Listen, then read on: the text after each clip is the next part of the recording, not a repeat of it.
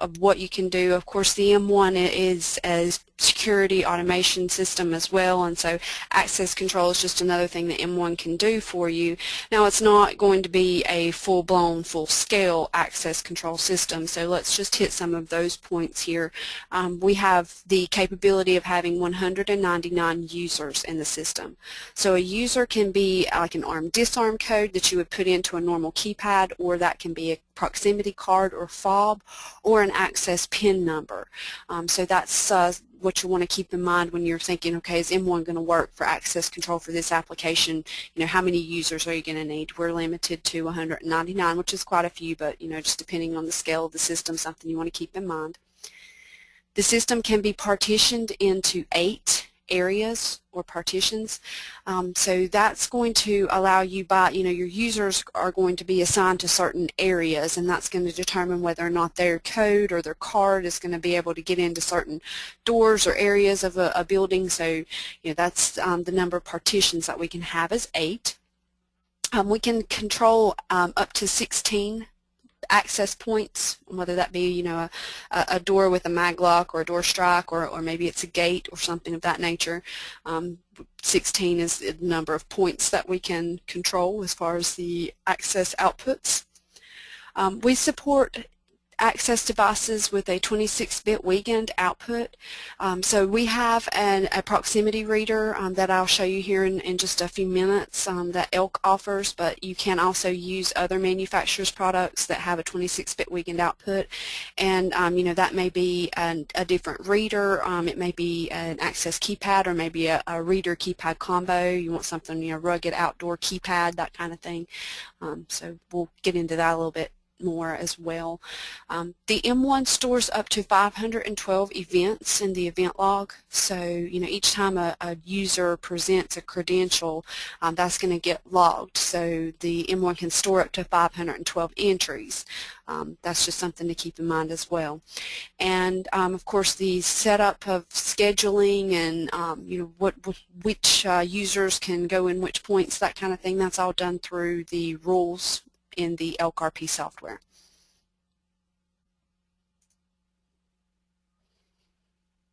So access control with the M1 can be used in commercial applications, maybe, you know, for employee entrances or restricted access to certain areas of a building, or maybe just gate control. Also with residential, you can use that for controlling gates. It could be used to control locks, although that's a little less common, but it is possible. And then you can also have temporary users with residential. So those are just some different applications that you can use it for. Again, keeping in mind the things that we went over as far as the scale. When you're talking about a commercial application, this is not going to cover a large several story building, but if you have a a smaller business that you need to do some access control with, we could certainly be a good fit for that.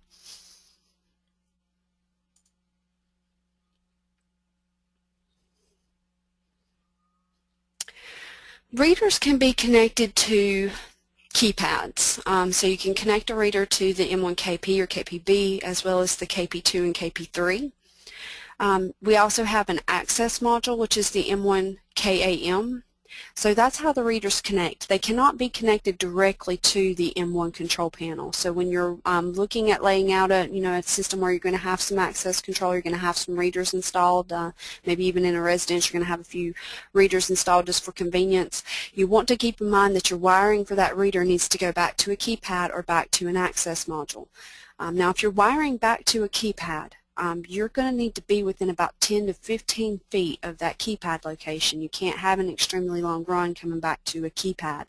With the M1 KAM access module, that can be a little bit longer. You're looking at more like 50 feet. So again, that's something to keep in mind when you're planning your job. There's different harnesses, and we'll get into that here in just a moment as far as the specifics of that. But you can only have one reader connected per device. So one reader connected to each keypad. And just because I feel like there's probably a question coming up here, as you'll notice, you don't see the M1 KP nav on this screen. That keypad does not have a connection for a reader on it. So that's just something to keep in mind as well. That particular keypad, because of its size and just the way that it's made, just doesn't have that connector on it.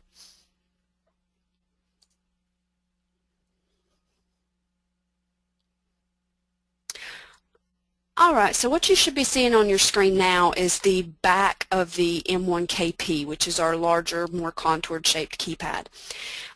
Just down in the lower left-hand corner, you'll see a connector labeled J2, and you can see the red arrow there pointing at the J2 connector. That's where you're going to connect your reader on this particular type of keypad. Now that is a 5-pin harness that plugs in there, and we do have an internal proximity reader available for that keypad. That is the M1PR.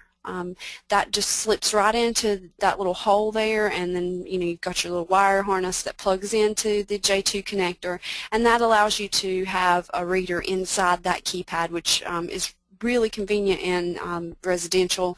If your customer doesn't want to have to keep up with the code, they can have cards or fobs to arm and disarm their system, which is nice. Not necessarily what we typically think of as access control, but just a good thing to know, because it's very convenient for the customer.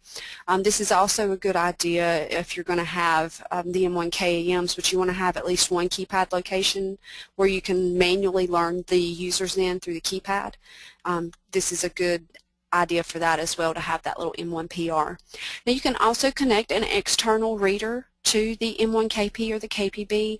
Again, you need a wiring harness for that, and as you can see on the screen there, the part number for that is W035A, and that's a wiring harness that you can order from your ELK distributor for that keypad to allow you to make that external connection.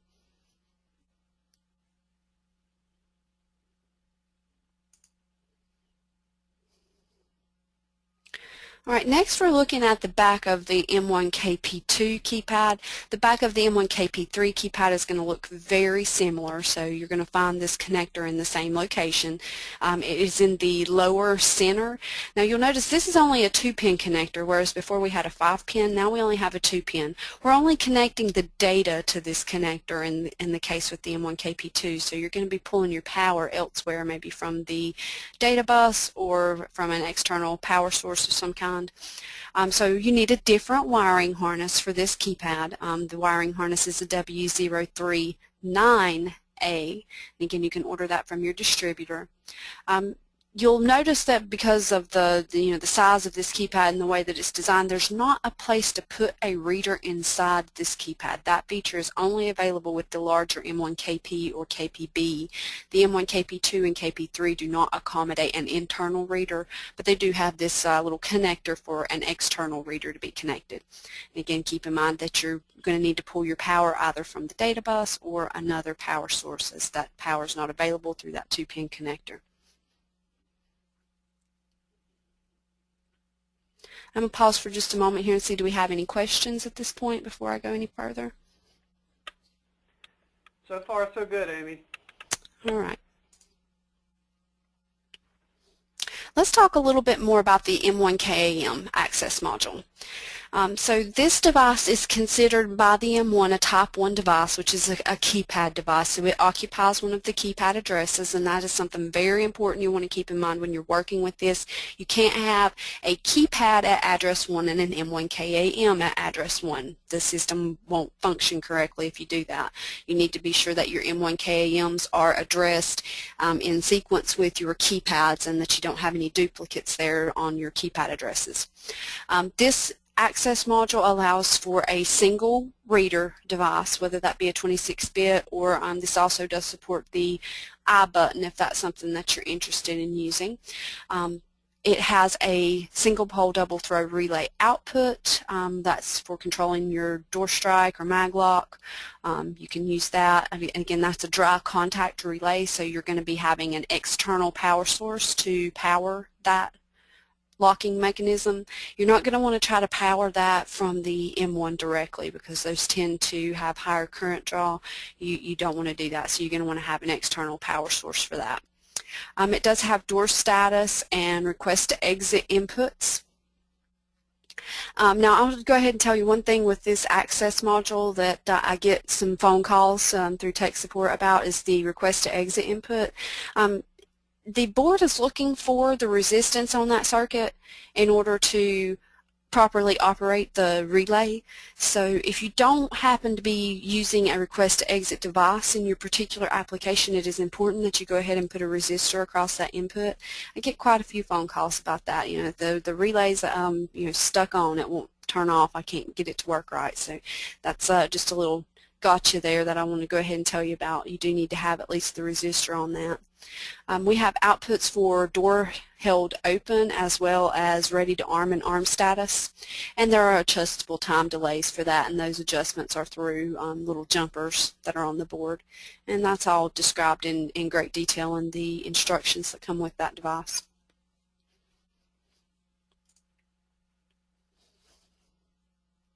Now here's the what we refer to as the Ultraprox weekend reader. This is ELK's external proximity reader.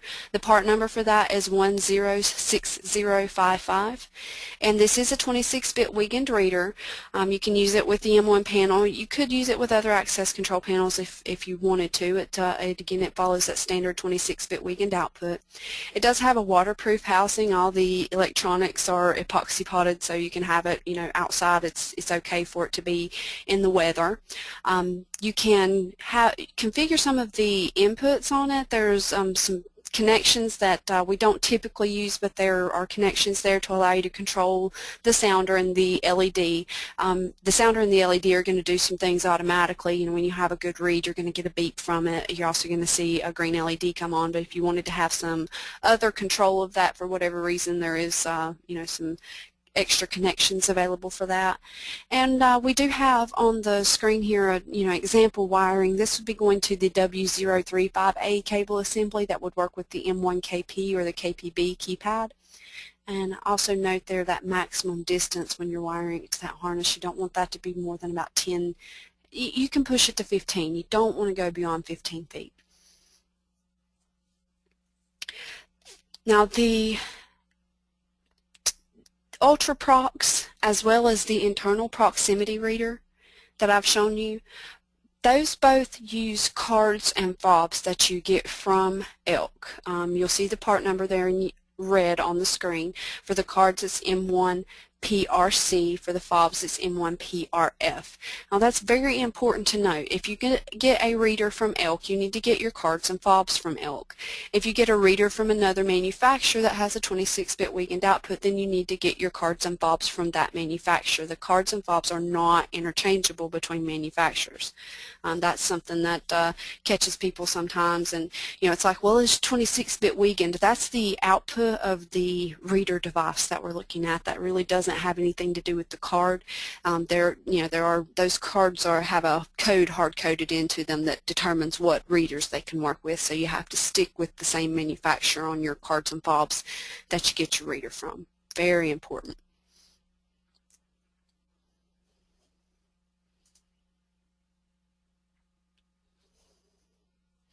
As I've said, we can work with manufacturers that have 26-bit weekend access readers or keypads.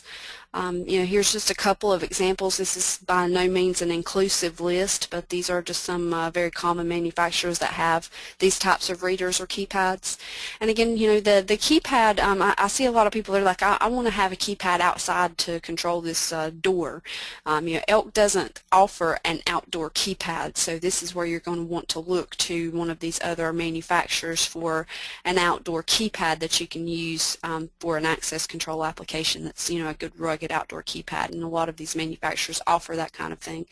Again, the red note there, if you're going to get a proximity reader from another manufacturer, make sure you get your cards and your fobs from that manufacturer as well. That I know I'm kind of driving that into the ground, but it's very important. Now, I get asked from time to time about biometric type devices, and as long as they have a 26-bit weekend output, then it is possible to use those as well. Keep in mind that when we're talking about a card or a fob or a PIN number, we have some numbers that we can key into software to learn in that credential, but when you're talking about a biometric reader of some type, you're going to have that connected to a keypad so that you can learn your users in manually. Now you may have an application where you can't have that reader, you know, within the 10 to 15 feet requirement of a keypad. In that case, you would need to have, you know, you could have the reader connected to an M1 KAM, but you're going to have another location close to a keypad where you can put that biometric reader so that you can use that for nothing more than user management. It doesn't necessarily have to be to control any type of locking mechanism. But you would need it for user management. So those are just some things to keep in mind if you're interested in biometric readers.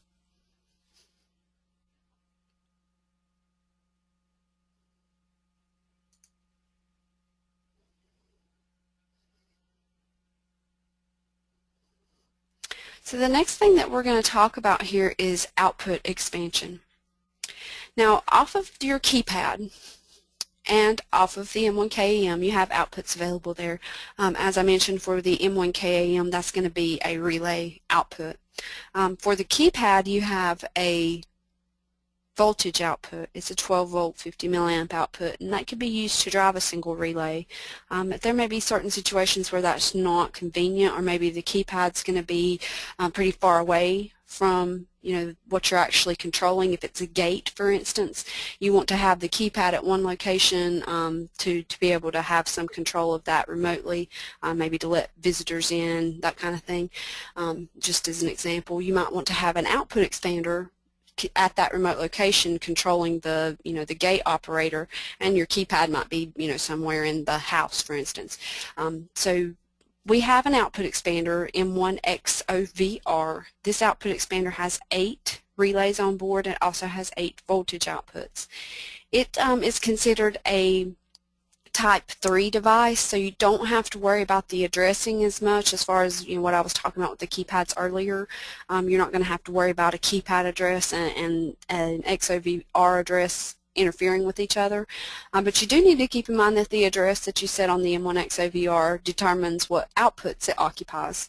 So, for example, if you have the M1XOVR set to address 2, then that's going to start the outputs at 17. So similar to input expanders in that the address assigns it to a block of outputs. Another way to get some more outputs off of the M1 is the M1RB. Now this is more of a converter than an expander is the way I like to look at it or explain it. The M1RB actually converts voltage outputs to relays. So you can use that either with the M1 board on the J16 connector, which is some voltage outputs right off the main board, or you can use that with the M1XOVR to convert its 8 voltage outputs to relays if you need a bunch of relays. You know, if you need 16 relays at that location, you can use the M1RB in conjunction with the M1XOVR to get more relays. Now they are, the relays on this board are single pole, double throw, dry contact. They're, you know, 4 amp rating on them. That applies to both of these boards you see on the screen here. The M1RB does have some LED indicators, which are nice. That, you know, that's also available through the M1XOVR, so you can kind of tell which output's on.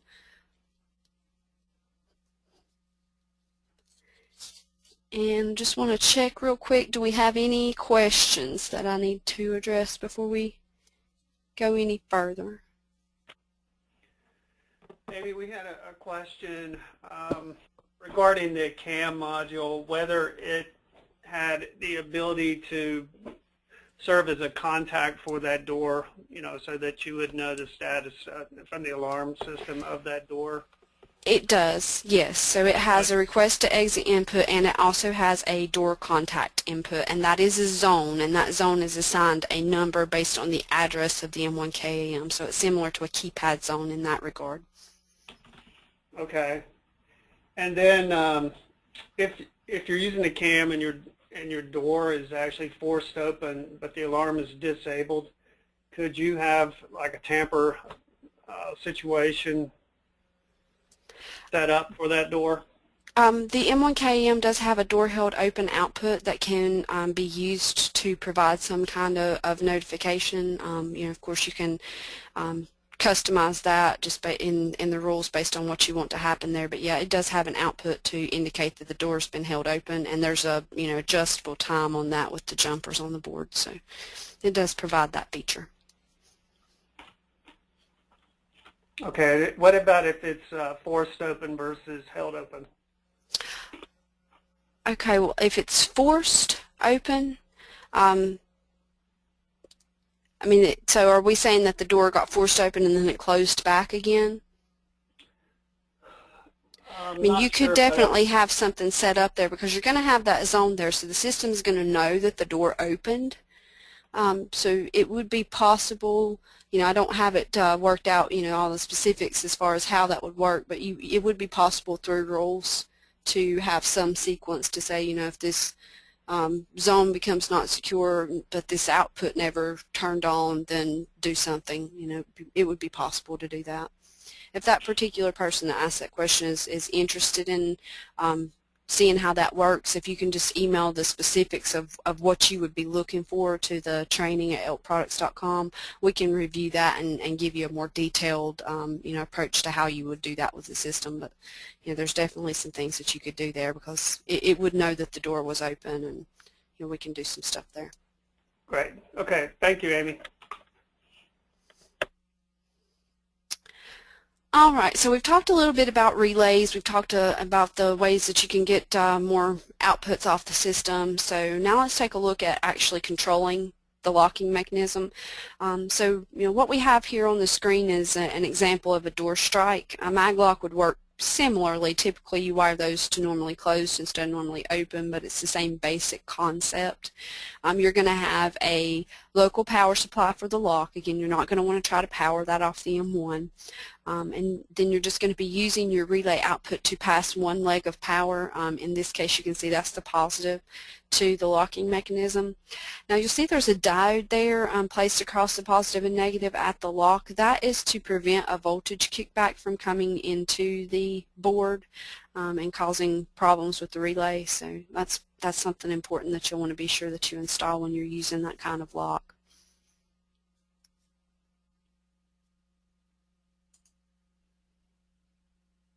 Another thing that you may want to control related to this is going to be a gate opener, and typically those just have like an input that's just looking for a contact closure, so you don't really have to worry about passing any voltage through to that. Again, that's what is generally the case. I'm sure that there may be some that work differently, but most of the ones that I've encountered in my research and looking into this were just a contact closure. So again, you can just use the dry contact relay into the input terminals on the gate opener. You're common and normally open, and that way when the relay turns on, you're going to have a closure there.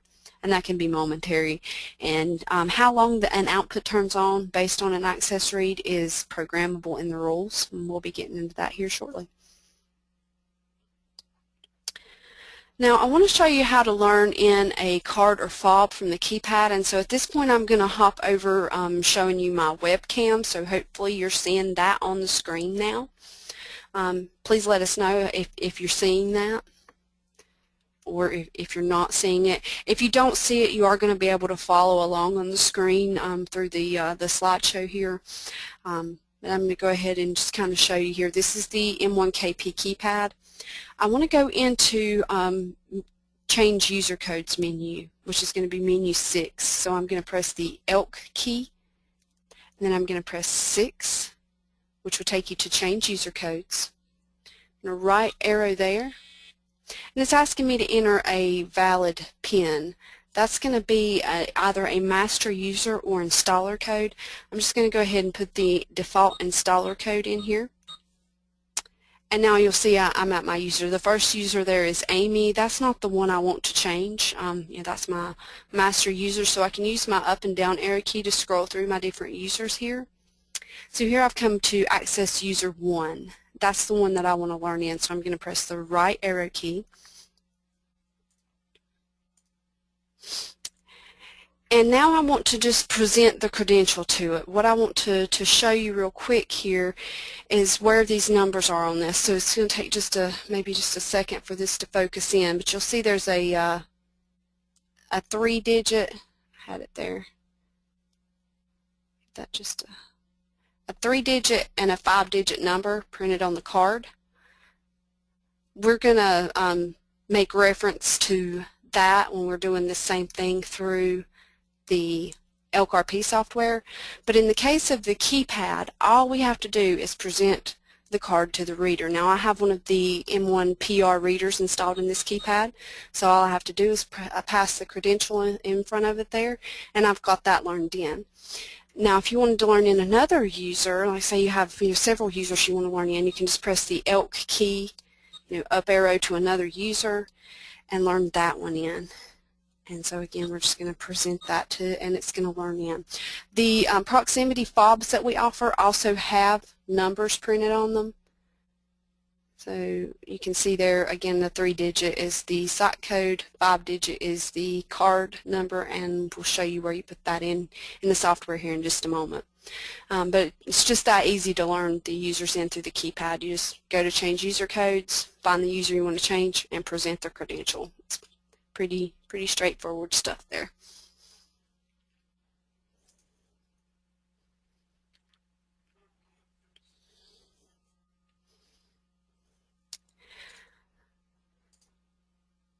So now what I'd like to do is get into the ElkRP software, and the first thing I want to do in ElkRP is show you how you would use learn a user in that way. So I'm going to hop right over into ElkRP here. And you can see I have a number of users. Before I actually show you how to learn a user in through ElkRP, I want to just connect here real quick and show you how those users that I just learned in are going to come up as a conflict, so that you can see how if you were managing your users through the keypad, or maybe your customers added some users since the last time you connected to it, you can receive those in. And so you'll see here I've connected with ElkRP, and I have my user 4 and user 5, which are the users that I changed, learned in. And you can see here now in the system you have this odd representation for the code, so that you'd want to receive that user. And now they're in here as user 4 and 5, and so I've stored that in the software. But let's say you just want to do your users directly through the ElkRP software. What you're going to want to do is right-click on users and choose New User.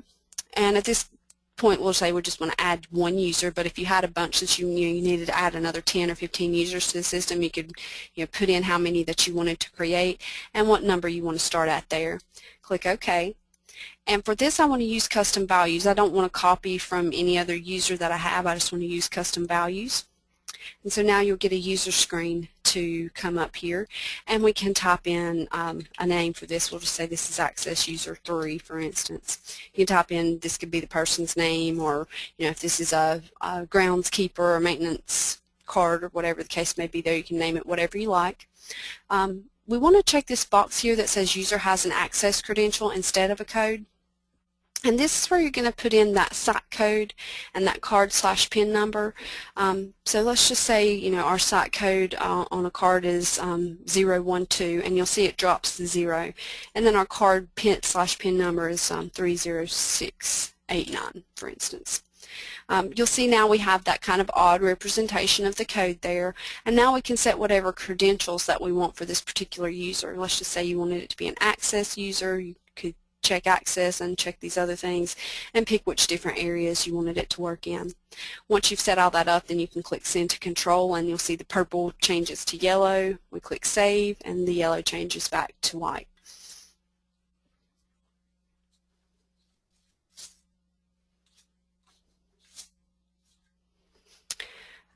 So I just wanted to show you here on this screen, that's where you can kind of get an overview when you click on users of the different users you have in the system. So if you have multiple areas, this is a good way to see, okay, these users are only allowed in user 1, but this particular user has areas 1, 2, and 3. That's just a helpful way to kind of get a glance at who has access to what and what authorizations they have as well. So I want to dive right into rules now and just show you how all this works. So I'm just going to start a basic rule here, and we're going to go to Whenever, and under Security/Alarms we want to go to Access. Now here we can say on any keypad, or we can say on a specific keypad, and you can pick your different keypads here. So we want to say when there's access on the main house entry, for instance. All right. The next thing you're going to do is go to Then, and you can turn Output on off.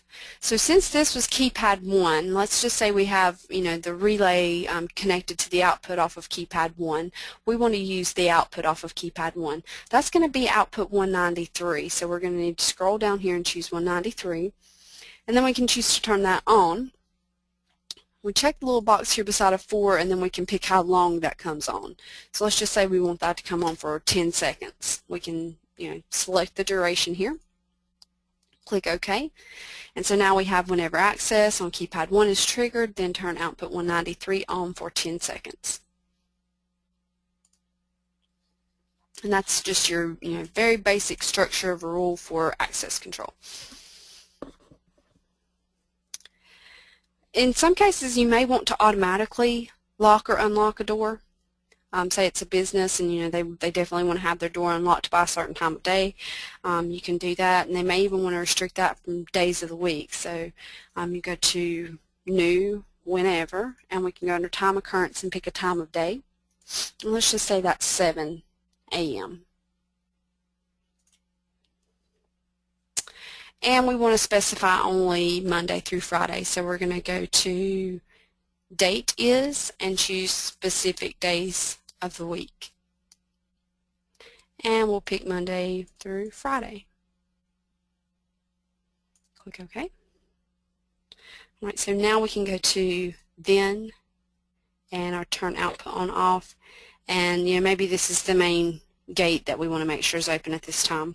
So we can just turn that on. Now by saying turn it on, we're basically leaving it on. We're leaving it unlocked at that point. So we can click Done there, and then maybe we want to make sure that that same gate is automatically closed at 8 p.m. So again, we'll go to Time Occurrence, choose 8 p.m. Then we can go straight to Then, and this time we can just turn that off. Now you'll notice on that one, because we're actually locking the door there, you don't necessarily need to specify the days of the week. You still can, and it will be fine, but because that's what's actually going to lock it back, you can you can just do that without the specification. Or if you want to make sure that it only happens on Monday through Friday, then of course you can add that in. But in some cases that's not necessary, so that's just something to keep in mind as far as saving your rule space, whether or not you really need to specify the days of the week for locking versus unlocking. Another thing that we can do with rules is restrict access by user. So you may have an access rule that only works at certain times of day for certain people, but then you have a user that should always be allowed access. So let's get into an example like that. We'll start by showing the rule where maybe it's the owner always has access. So we're going to go to Whenever, under Security Alarms we'll choose Access on a specific keypad, and we'll just leave that at keypad 1. Under And, we have an option here called Last User Was. So if we click on that, then we can pick a user. Let's just say we want to pick the owner. We can select that user, and then we can say we want to turn on a particular output. Let's just say it's the front door. We want to turn that on for 10 seconds. So now whenever access on keypad 1 and it's this specific user, then output 7 is going to turn on for 10 seconds.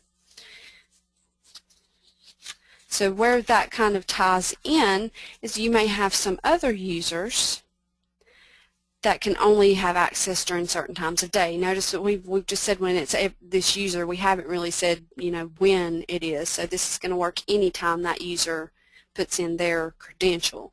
Well, let's see an example that works the other way. So now we're going to go to Access on keypad 1, and this time we'll say And Last User Was, and we will pick the groundskeeper. On this one, we only want them to have access between 8 a.m. and 6 p.m. on Monday, Wednesday, and Friday. So now we can get into a lot more AND statements and really get specific here. So we go to AND, and we only want it to happen on Monday, Wednesday, and Friday. Another AND, and we want to say, you know, time is relative to a specific time of day. You know, it's later than 8 a.m. And again, we want to say it's earlier than 6 p.m.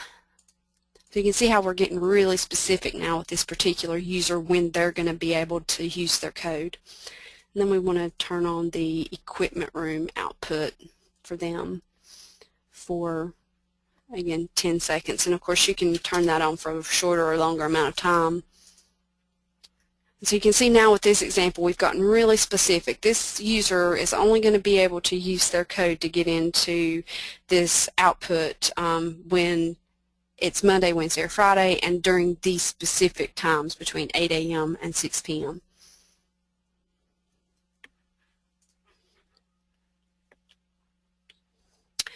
Another thing that's really useful with the access type applications is the ability to enable and disable users. So you may have several users that you just want to disable altogether at a certain time. So let's take a look at that. So let's say we want to disable a set of users at 8:15 p.m.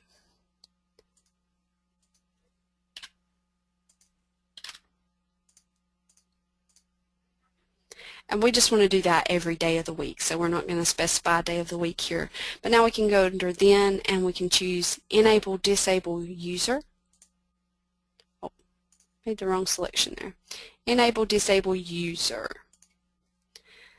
So let's say we want to disable the groundskeeper. And let's say we have several users. You can just keep adding them here to this list. We want to disable the maintenance. Excuse me, I'm not picking disable here. It's very important that you pick the right option. You can see if you do make a little mistake there, it's easy just to double click and go back and make a change. We want to, let's say we want to disable the pool technician. So we're disabling our groundskeeper, the maintenance, and the pool technician at 8:15 p.m. Now we would like to re-enable those same users at 7 a.m. but only on certain days of the week. Let's say we want to do that on Monday through Thursday. So we can go to whenever, again picking our time of day first. We'll say that's 7 a.m. and the days of the week are Monday through Thursday. Then we can go here to Enable Disable User, and this time we want to enable the users.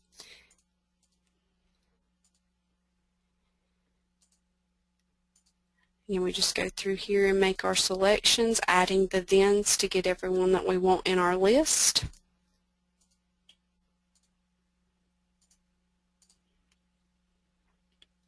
So now every day at 8:15 we're going to be disabling those users. And at 7 a.m. on Monday through Thursday, those particular users will get re-enabled. So on Monday through Thursday between 7 a.m. and 8:15 p.m., those three users will work. Any other time, they won't. Now, another idea for you is having a task that would enable or disable a guest user, and I happen to already have those two here. I'll highlight those at the top where you can see them. You can just set up a task. I've named an enable and I've named a disable, task 8 and 9, and so now I just have rules to say, whenever that task is activated, enable this particular user. When the task is activated, disable a particular user. In this example, it's guest user number 11, and so that might be a nice thing if you have a particular credential that you're going to leave to a friend or a guest, and you want to be able to turn that off from your user interface, so maybe from your smartphone or your iPad. If you have those apps, then you would be able to trigger this task and turn that user on and off whenever you want to.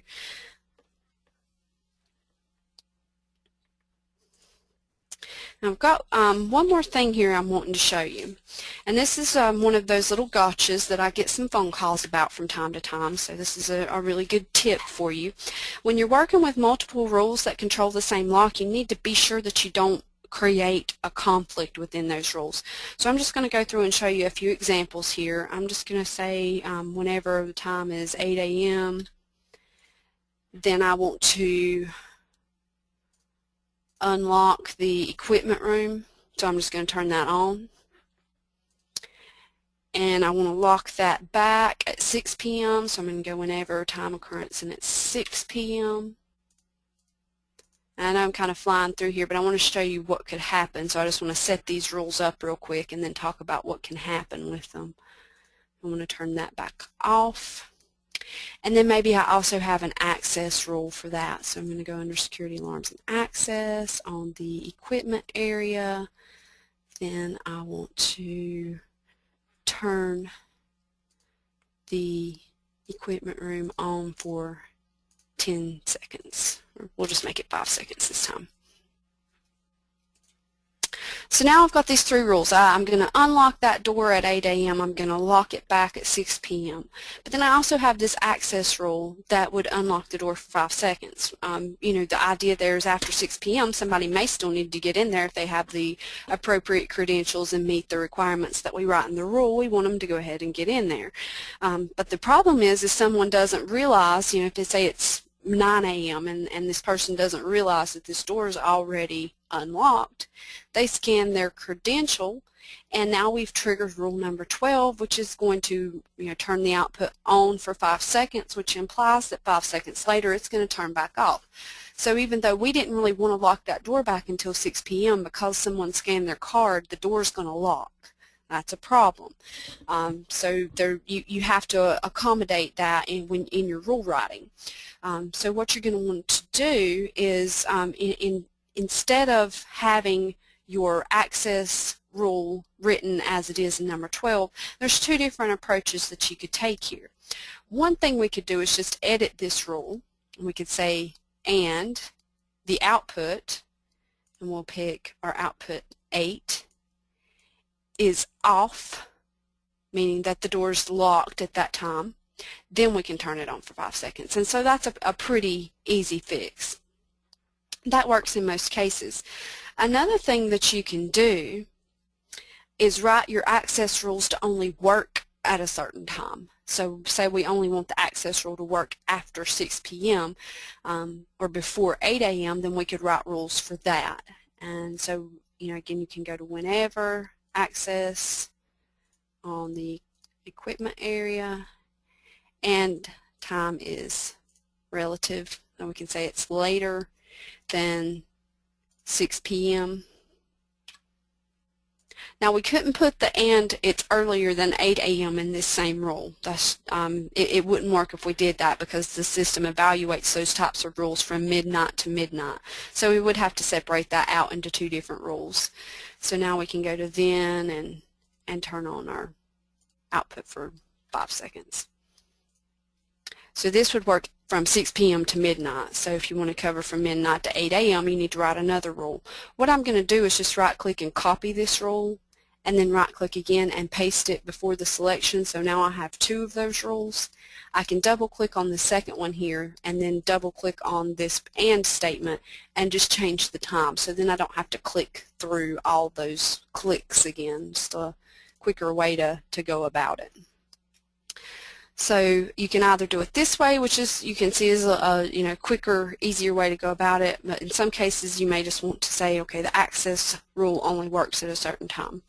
So there's two different approaches to solve that problem. All right, so we've got just a few minutes left here to see if there's any questions, anything that I can address for you.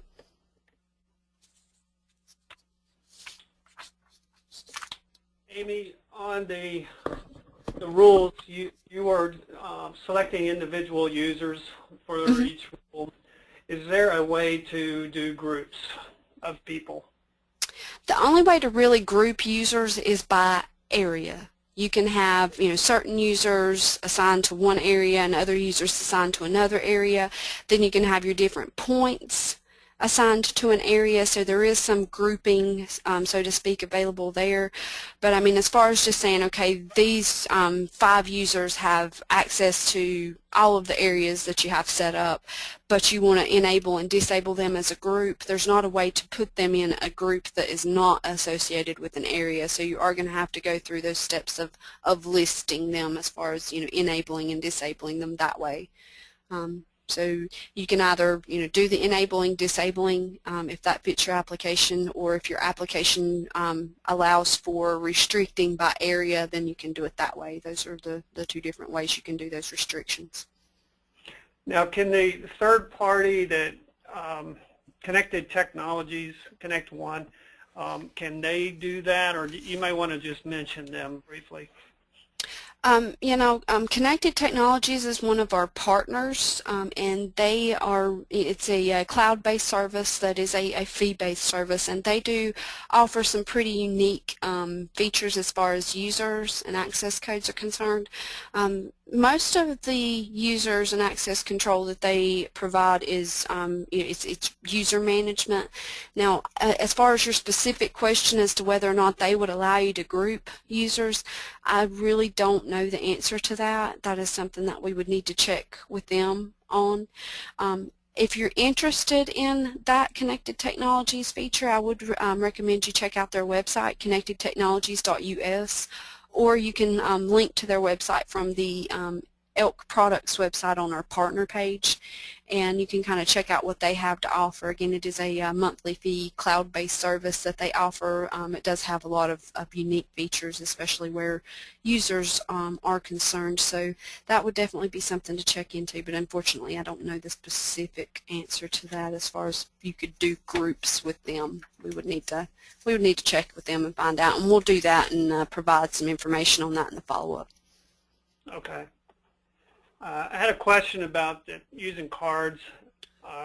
You were showing a card in your demonstration, and it had just like an inkjet numbers on them. Mm-hmm. What happens if those numbers get worn off and you're trying to identify the card? Is there any way to identify the card without the numbers being there, or can it be reused or reused at that point? Okay, kind of a 2-part question, and I'll give you a 2-part answer on that. If the card is still in the system that it was learned into, then you can present the card to a reader, and that's going to write a log entry that would then tell you which user that is associated with. Now, if that card is not in the system anymore, say it's been taken out, maybe somebody lost it, and then it was found again. If the numbers have gotten rubbed off of it, which I will tell you is, it can definitely happen, but it's not going to happen easily. I've rubbed, alcohol and different solvents on these actually trying to clean the cards up, and the numbers don't come off that easy. But if it were to happen, because some people can be rough on those types of things, maybe they have grit in their wallet or whatever, but if the numbers aren't on it, then you could still manually learn that credential in through the keypad, but you're not going to be able to learn it in through the software. Okay. Okay. I think that's all the time that we have for today. Just a reminder that any questions that went unanswered, we will be following up with you after the session. And I was able, believe it or not, to find a way to record the broadcast, and hopefully there were a couple people that said they could not see the video, so maybe that will show up on the recorded portion. But we will be sending out a link to the recording, and any questions that came up, we'll be sending those out as well. And we all here at Elk would like to thank you for your business and your time spent with us today, and we hope you have a great weekend. Yeah, thank you, everyone.